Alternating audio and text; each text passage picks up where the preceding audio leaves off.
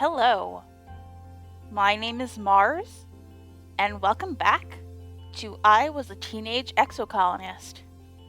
We're 14 now, and look, everyone got cool new adolescent designs.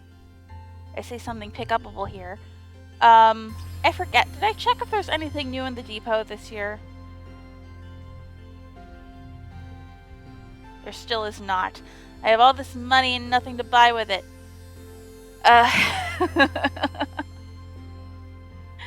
Sorry for starting off so whiny. Alright, I guess we just gotta decide what we want to start out with. Everything we can do now pretty much earns us money.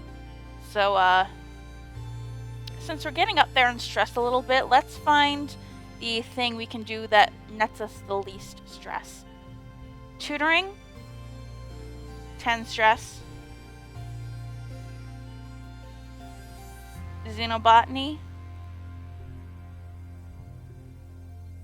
10 stress. Okay, everything's just gonna give us 10 stress. And depot, 10 stress. Okay. We could study a little more. We could always do that. Actually, let's see. How's our friendship with Tang doing? How's our friendship with everyone doing? Pretty good.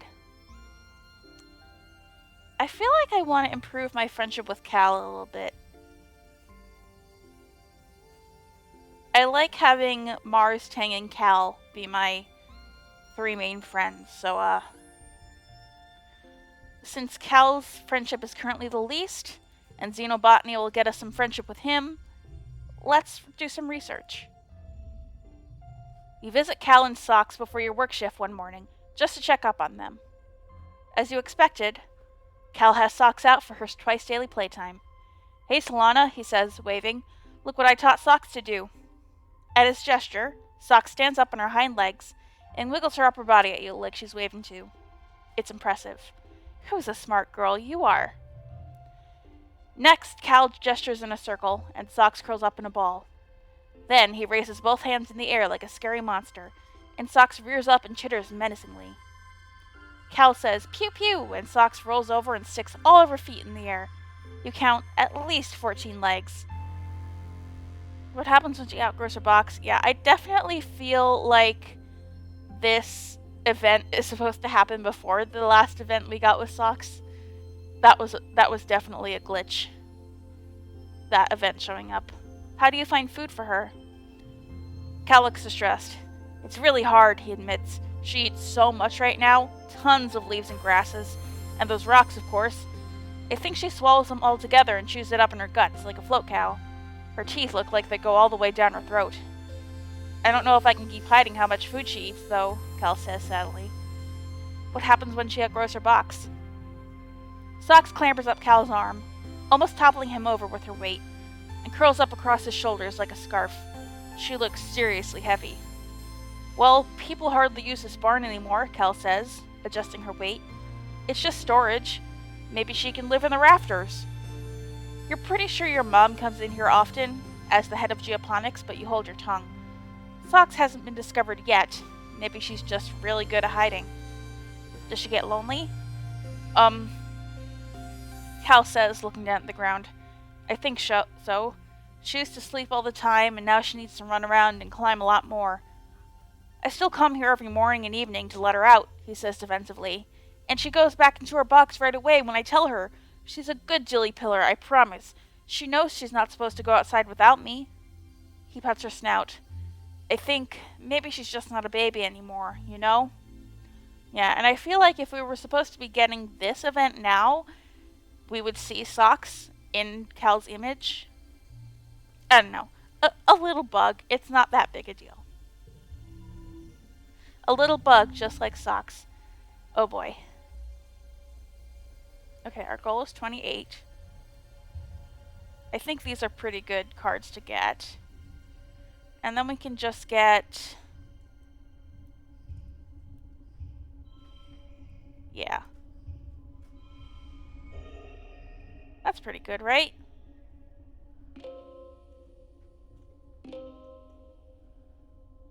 Yeah, we get +2 to pairs, and we have 3 of a kind here. Yeah, pretty good.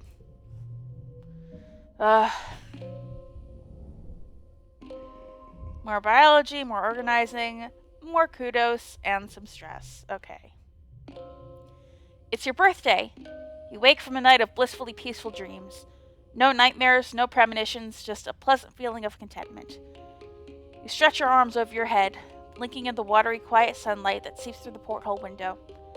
Things are always changing on Vertumna, but you can't help but feel like things are changing for yourself, too. Not just your body, but your mind, your emotions, your future. 14 is going to be your year. That is so ominous. First of all, because 14 is not anyone's year. 14 is maybe the worst age to be. No, I'm thinking of 12. 12 is the worst age to be, but 14 is a pretty close second. And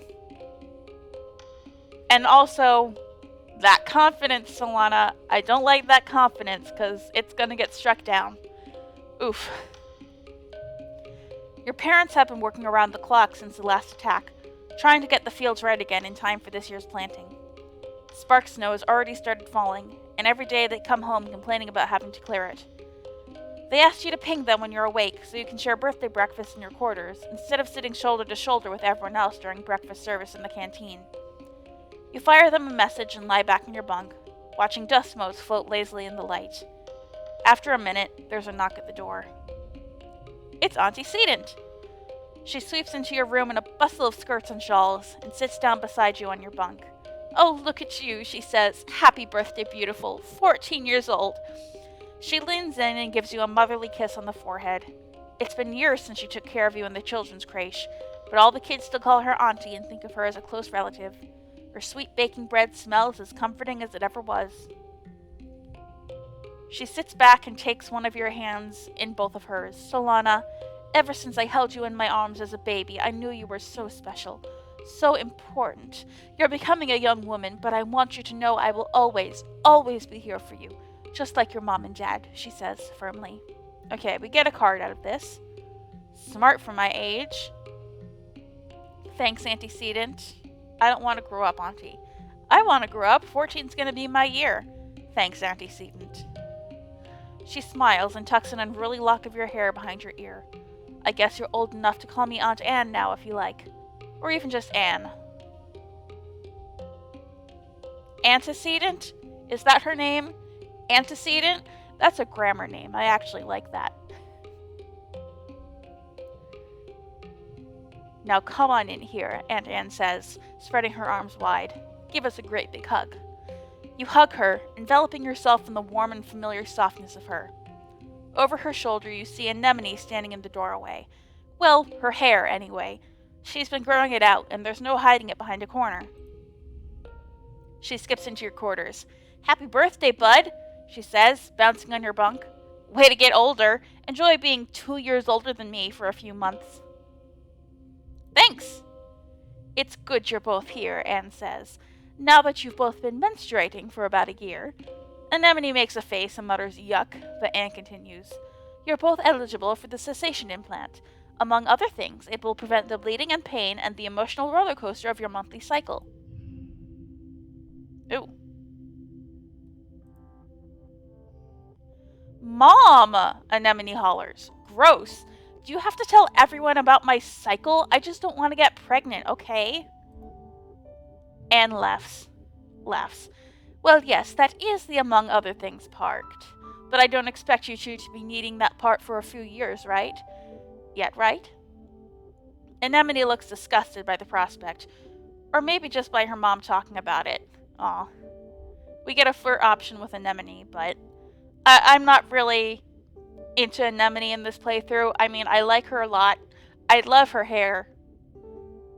I love your hair, Anemone. It's so pretty. But what's the matter? Scared? Tease her a little.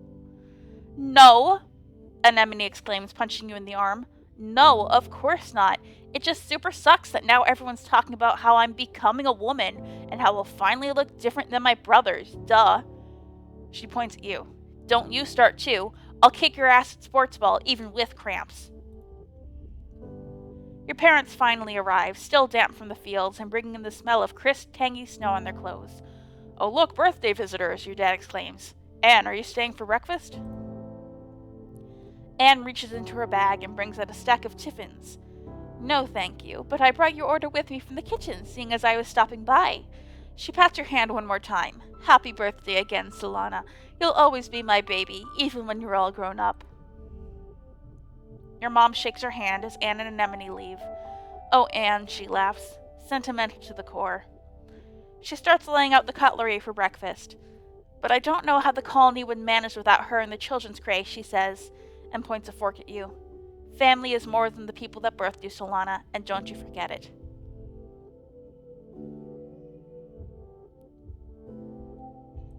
Alright. Anyone to talk to? No. Alright, I think I'm gonna relax a bit. Let's relax on the walls. Look out, Judy. Oh, that's what Rhett was talking to us about last time. I was about to go check and see if all of the other buildings had jobs that I could check out, but no, I haven't been told about any, so let's just relax on the walls. Most of the time you're alone up here, except for the occasional passing guard, but sometimes you're joined by Dis. He barely looks up at you as you plop down and kick your feet through the railing and over the edge. He looks like he's doodling on his holopad.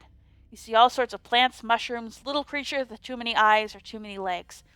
He has a selection of plant samples at his side, like artist paintbrushes laid out on a towel. He must be quite the junior botanist. He's not drawing plants right now, though. He's actually drawing a person, and not anyone you recognize from the colony. They have long dark hair and a pointed face, and are covered from neck to toe in floaty back black robes. They look neat. You wonder if they're Dis's original character or something, like a super cool goth self-insert. Let's try and be friendly with Dis. That looks nice. Dis smiles shyly but doesn't look away from his drawing. Thanks, he mumbles. I'm not very good at drawing him yet. Since Mars isn't around, we can be nice to Dis. And actually, I bet that Mars is gonna start being nicer to him too. Yeah. Alright.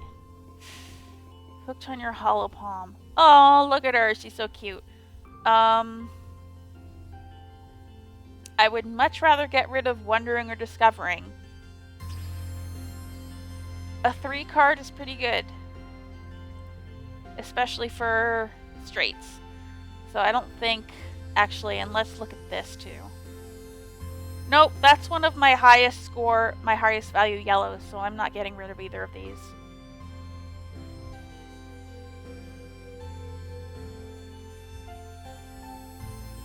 Alright.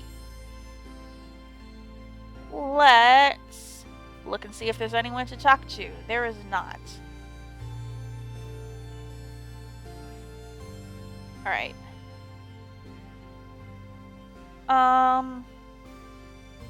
Let's tutor.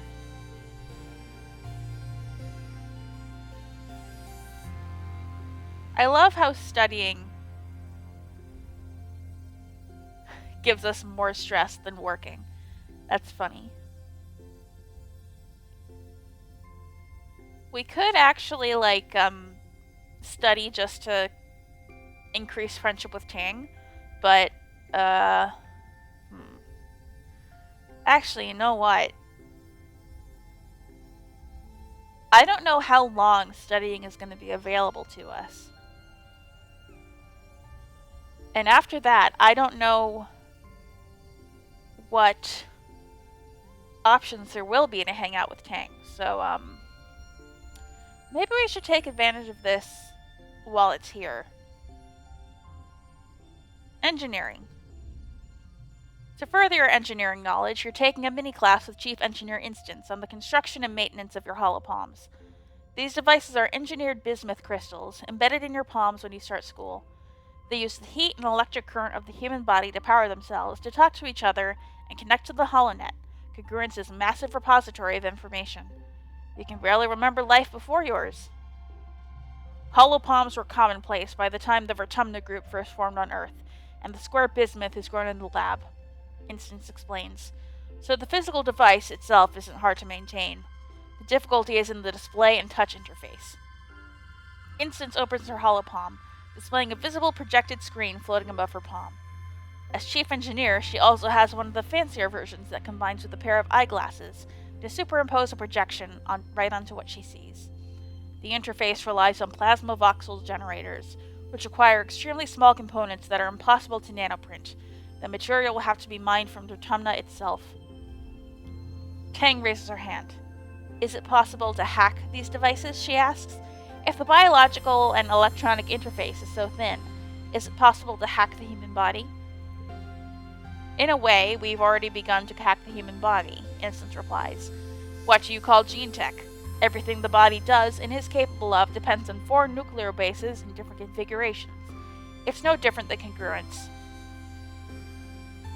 Human and artificial intelligences are both built from a limited code and are transformed into more by the building. I hate comparing the human brain to computer brains. They are not the same. They are not the same. That's a big pet peeve of mine that I don't feel like going into right now. But Instance, you're pissing me off right now. Your genetic enhancements, super hearing and sight, temperature regulation, increased resistance to fear, disease, and fatigue, all present in the human genome and unlocked by the power of science. The class splits into working groups to explore installing modules onto your holopalm. You and Tangent are in a group together.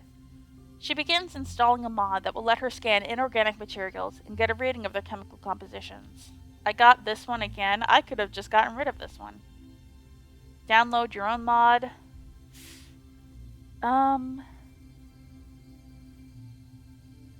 Do I want to download a mod? That seems risky. Ah, Tang raises an eyebrow, impressed. What module do you choose? A nonogram puzzle game, something to help find lost objects, a radar speed gun, or a bacteria sniffing sensor? This sounds good. Ding! Your holopalm can now help you analyze the presence of over 2,000 different kinds of bacteria and unicellular organisms. This should be helpful in your studies of biology, mycology, and medicine. Gave us biology, nice. Okay.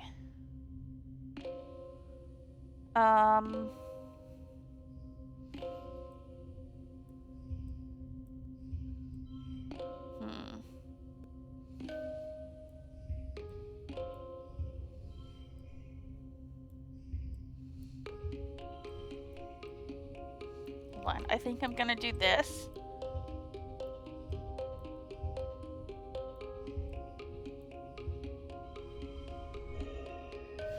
Okay, there's a straight there. 3 blue, 2 yellows. I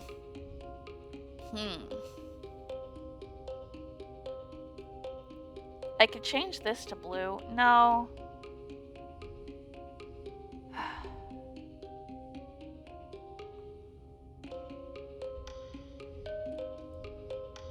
Huh. I could get an even longer straight.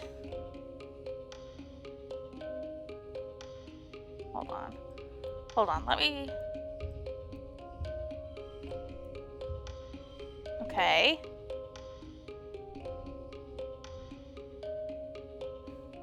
$30.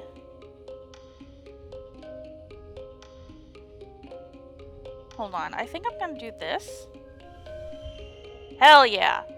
I made this into a straight. I don't know if this is the highest possible score I can get, but I like what I'm seeing. Hell yes! Best score. Engineering, reasoning, yeah. I already know what I'm getting. I don't need to read it out every time.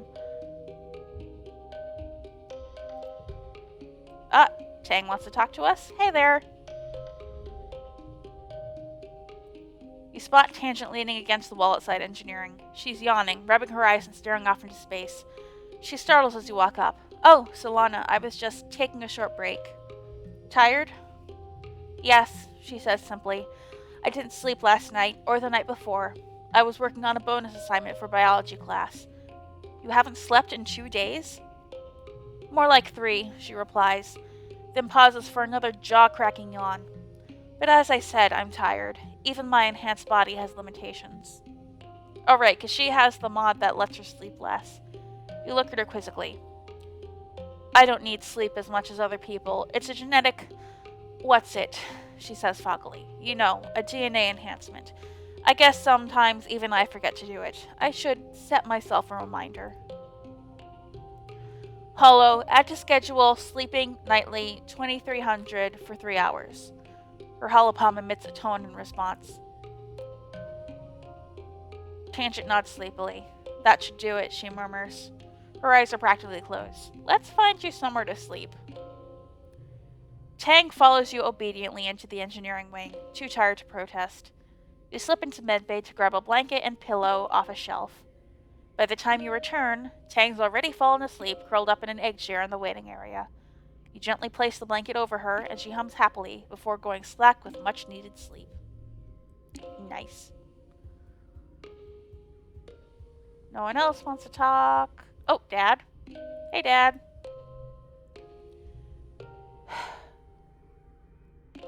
This again. You can hear your dad sneeze all the way from engineering. It's explosive, like he's trying to scare away predators. He's wiping his nose as you approach, on a handkerchief blotted with shimmering pink. Lately, he's also surrounded by a fine dusting of pink pollen that clings to him wherever he goes. You keep brushing the glitter off things in your quarters. He gives you a hug, then brushes pollen off your shoulder, laughing self-consciously. You haven't heard him laugh much lately. He's been working hard trying to improve the colony's food supply. He's showing signs of malnourishment too, though your mom is worse. You're worried for both of them. Your dad's skin is kind of shiny in patches. He sees you staring and rubs his hands over his arms. Sparkling dust poofs off of him in little clouds, scintillating in the light. Oh yeah, that's a new symptom, he says. Seems harmless, though. See the doctor, wear your mask, stay inside. I don't really trust instance. Stay inside, Dad. Your dad laughs.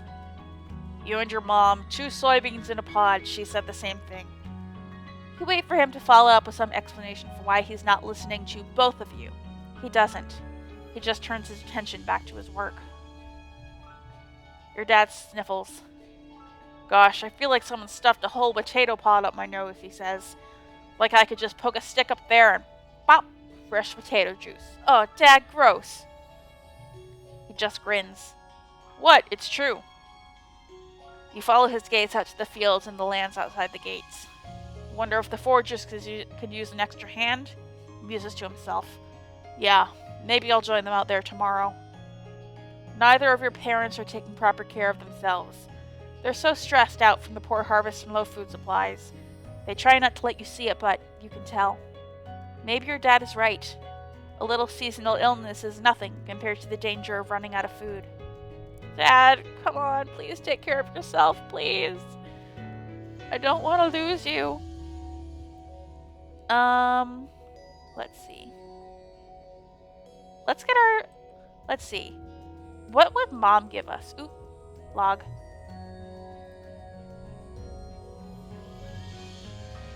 Your mom is staring solemnly at a wheelbarrow of withered, gnarly-looking crops. She says to the agriculturist entering their stock into his hollow palm. I hope this isn't going to be the case forever. We're going to be in real trouble soon. Pest control. -1 to strength cards. That's a good card for us. So let's try to get our organizing up. Let's go to the depot today. Not to buy stuff, but to work. You make sure to stock the depot with plenty of mass to help combat the thick pollen. Little typo there. Your foresight pays off because they fly off the shelves. First collectible use is free. Dang. Okay. So I can put +2 on a card. Huh. Let's see. No. Because the bobber fruit would only take effect... Let's see, if all cards become 1 from this, the bobber fruit wouldn't actually help this, would it? Okay, so I can use a collectible, but I can put +2 to a card.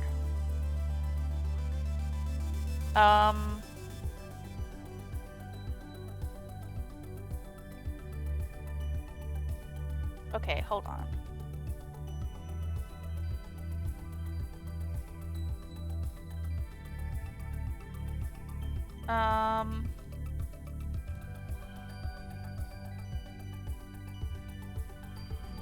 Hold on.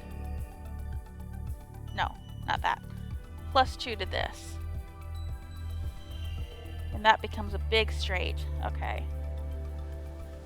I like that. I like that a lot. Hell yes.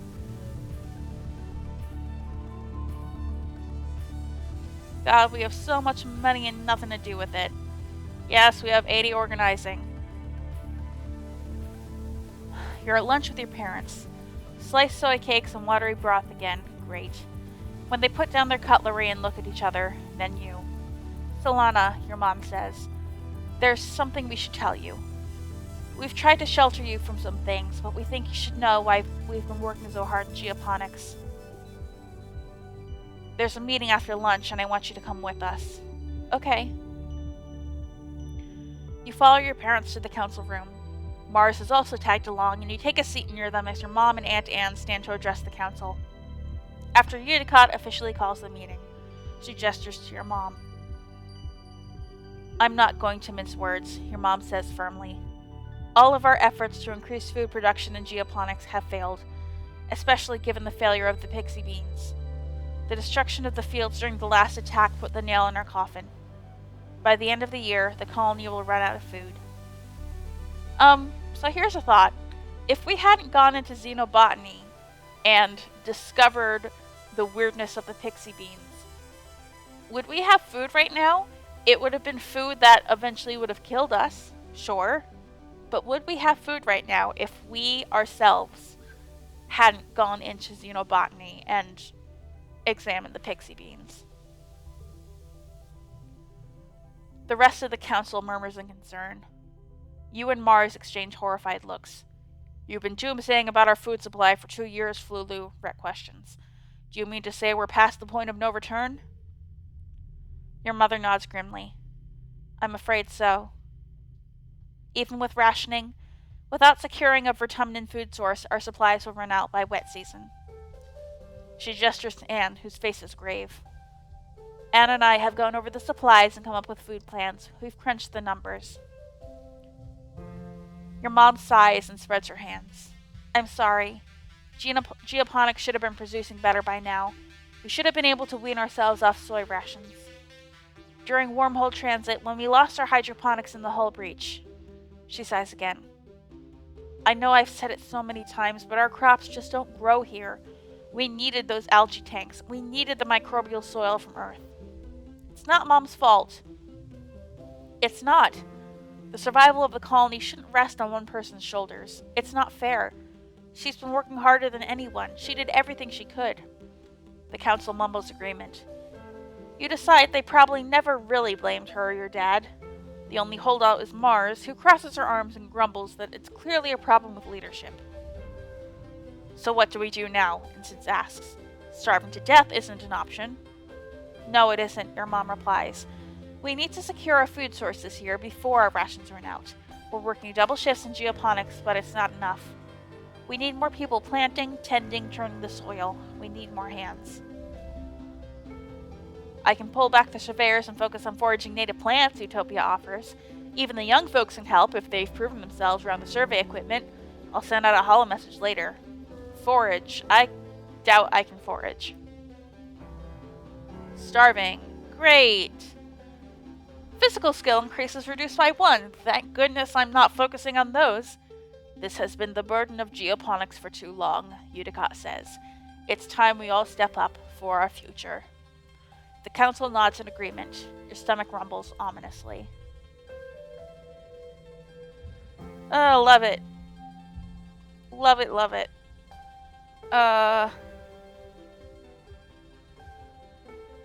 Let's see. What would I need to forage? I'm curious. Alright,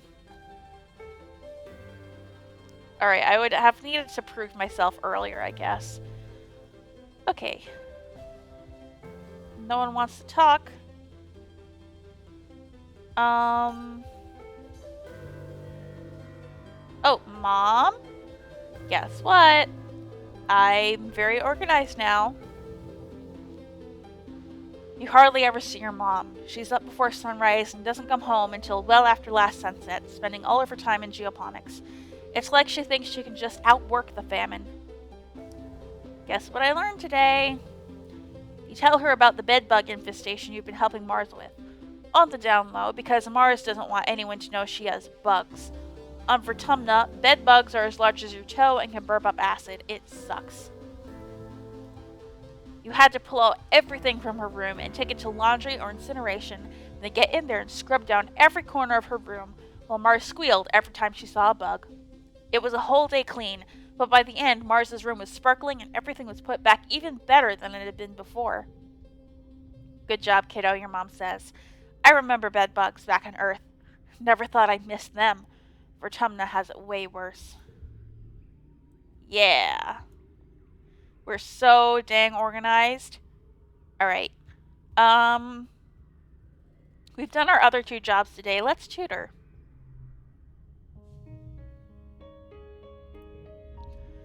You're headed off on lunch break when you see Mars and Tang sitting together in the engineering break room. Tang is eating a sandwich while also scrolling her holopalm with it, and Mars is half collapsed on the table, barely holding her head up on her hand as she pouts at Tang. Come on, she whines. You said we were going to hang out after lunch. Aren't you done eating yet? Tang takes a slow, deliberate bite of her sandwich and chews while making eye contact with Mars. It goes from funny to awkward to hilarious as Mars's face falls and she puts her head on the table and groans. Proper mastication is important for digestive health, Tang answers primly, a smile curling at the corner of her mouth. You can masticate in private, Mars mutters.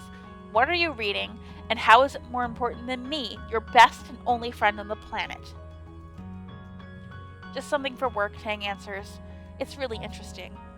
I don't know Dr. Instance was so well published, even though she was only 25 when the Strata left Earth. She was practically a prodigy, like me. She looks at her holoscreen again. It's absolutely fascinating. We're so lucky to have such an accomplished researcher here in Vertumna. Let's read over her shoulder. You take a seat at the table and sneak a look at Tang's screen. You catch a few words. Recombinism, tissue tropism, RNA, protein sheaths, intrinsic immunity, maybe something to do with viruses. From the pictures, possibly also fungi? Without further examination, it's hard to tell. Tang notices you and shuts off her holopalm, shooting you a cool look. Is it something to do with the shimmer sickness? Mars wonders aloud. Wait, I want to learn about macrophages. Ayy, +1 help tangent. Tang looks startled but pleased. She turns her holopalm backs on and tilts it so you can read along. It's dense but interesting, and definitely about viruses that affect fungi. If we help Tang enough, is she gonna save the colony? Is that what this help Tang thing is? Is that a stat we can see in her friendship thing? Nope. Huh. I didn't know you were interested in Instance's older work as well, Solana, Tang says. Perhaps we could work together to parse the next section. It's particularly challenging. OMG, nerds, Mars laughs. Look at you 2 eggheads. Better you than me. Tang graces you with a small, thankful smile. You've been eating for like half an hour, Tang. Come on, Mars says, pulling her hands down her face. Please, can we go do something fun before some rampaging Xeno eats us? We're both too pretty to die of boredom. Tang smiles. You think I'm pretty, Mars? She asked, seeming genuinely curious. Mars sets her hand on top of Chang's. The prettiest, she swears, her other hand over her heart. Even prettier than me. Well, I mean, I win in the looks department, but I think smart women get, like, extra points. Chang says, putting her hand on top of Mars's hand, and leaning in to fix Mars with an unusually flirtatious expression. Yes, do tell me all about my great beauty, she deadpans. It's all I live for. Mars laughs and tosses her hair over her shoulder, and you tune them out in favor of eating your lunch before you're expected back in engineering. Are they like an item? If you don't romance either of them, I kind of feel bad about romancing Tang now. Or at least flirting with her a little. I haven't decided who I'm going to romance still. Okay. Again, first collectible use is free.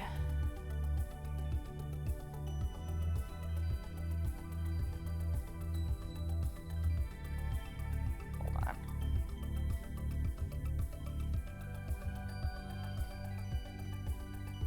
Okay.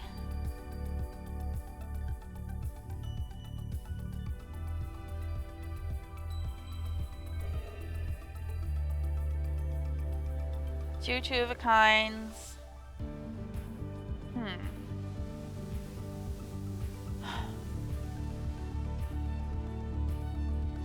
I think I have a pretty good hand.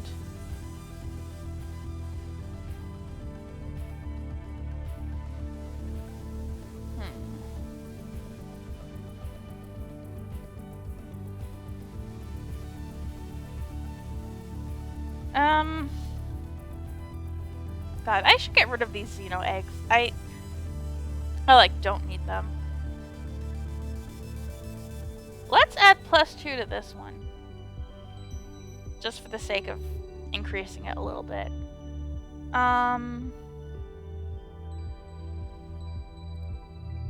Hey!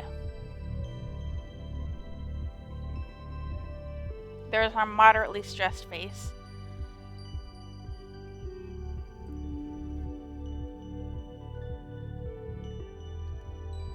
Okay. Now it's the end of pollen. What should we do? I feel like we're just going around in circles, doing the same things over and over again.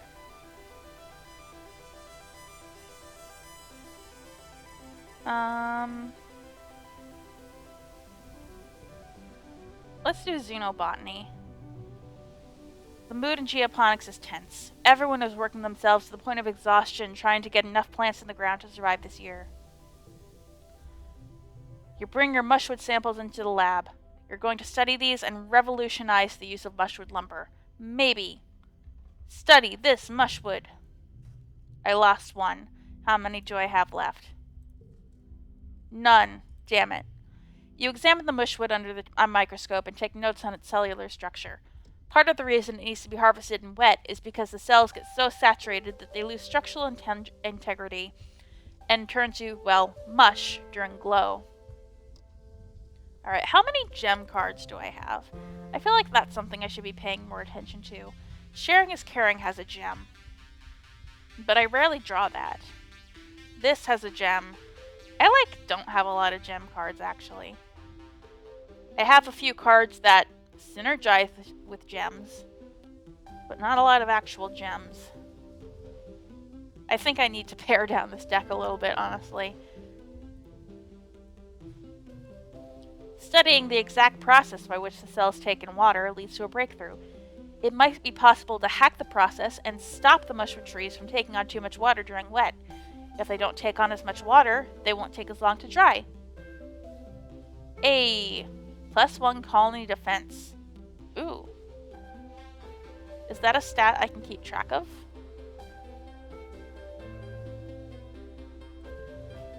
No.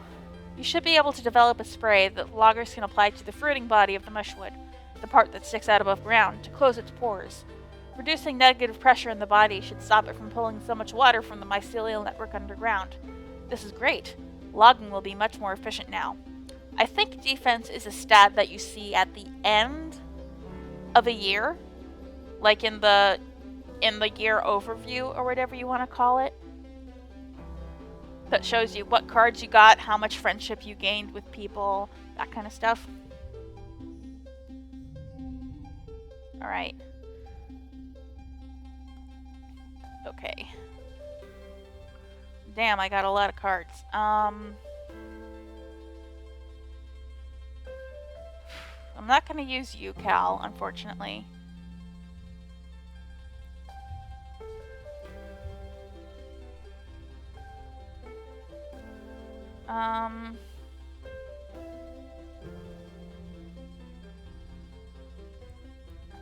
Let's see.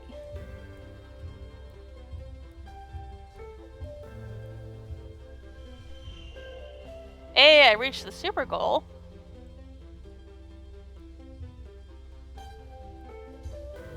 No, this is much better. Hey, best score possible, and I didn't even use a thing. Item, whatever you want to call it. Nice.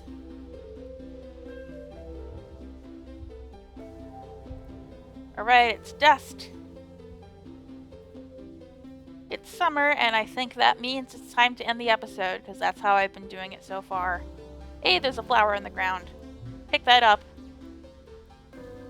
What does the yellow flower do? I could just give it to Mars, but... +1 to a card, change suit to... social. You know what, honestly, I should just give that egg to Anemone.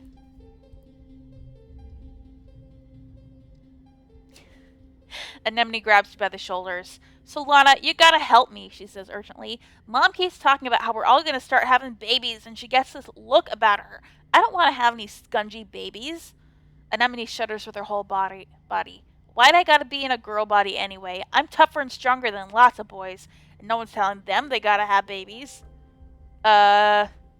You deal with that crisis of identity on your own. Do you want an egg? Will that make you feel better? Cool, thanks, Anemone says, taking the egg. I guess it is my birthday this week. I kind of forgot. Ooh, +4 friendship. Dang. We learned her birthday. Early dust. Okay. Now that we got that out of the way, I think I'll end the episode. Actually, I don't even know if there'll be a Vertumnalia this year, what with the famine and all. But we'll see. Until then, I have been Mars, and I will be back with more I Was a Teenage Exocolonist.